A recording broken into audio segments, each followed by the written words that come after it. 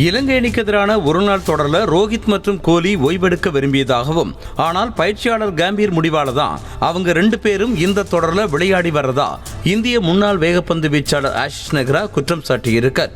மேலும் இந்த ஒருநாள் தொடரில் ஓய்வெடுக்க விரும்பிய ரோஹித் கோலிக்கு பதிலாக இளம் வீரர்களை கம்பீர் களமிறக்கி இருக்கணும்னு தெரிவிச்சிருக்காரு.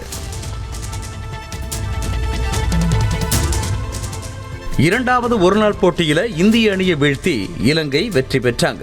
கடைசியா 2021ஆம் ஆண்டு ஜூலையில் நடைபெற்ற ஒருநாள் போட்டியில இந்தியாவை வீழ்த்தி இலங்கை வெற்றி பெற்றிருந்த நிலையில 1108 நாட்களுக்கு பிறகு தற்போதுதான் இந்தியாவை வீழ்த்தி இருக்கு இலங்கை அணி.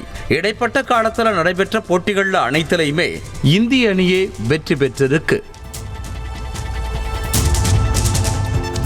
சிறந்த கிரிக்கெட் வீரர்களை தேர்ந்தெடுத்து அவங்களுக்கு மாதம் விருதை ஐசிசி வழங்கி வருது.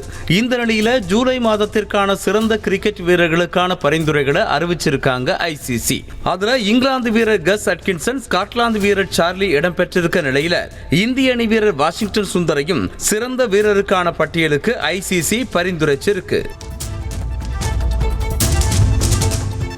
தென்னாப்பிரிக்காவில் நடைபெற்று வரும் SA20 தொடருக்கான பிராண்ட் அம்பாசடரா இந்திய அணியின் முன்னாள் கிரிக்கெட் வீரர் தினேஷ் கார்த்திக் நியமிக்கப்பட்டிருக்கார். ஏற்கனவே தென்னாப்பிரிக்காவோட முன்னாள் அதிரடி வீரர் டிவிலியர்ஸ் பிராண்ட் அம்பாசடரா இருந்து வர நிலையில இப்போ தினேஷ் கார்த்திக்கும் இணைந்திருக்கார். தினேஷ் கார்த்திக்கும் டிவிலியர்ஸும் IPL RCB அணிக்காக ஒன்றாக விளையாடி இருந்தாங்க. இப்போ ஒன்றாக பிராண்ட் அம்பாசடரா இருக்காங்க.